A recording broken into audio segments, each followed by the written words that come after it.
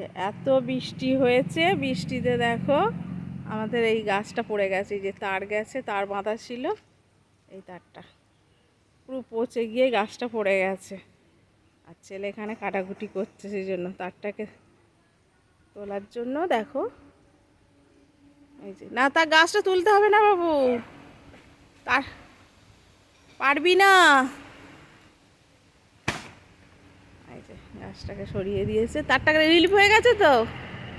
হ্যাঁ, আর ওখানে তারটা নামিয়ে দিবি নাকি? দাঁড়া, ওই যে দাঁড়া, এই যে এইখানটা, এই বাঁশটা যে হয়ে আছে না, এইখানটা কিছু হয়নি তো? লুজ হয়ে গেছে, লুজ হয়ে আছে। এই যে তো এই অবস্থা।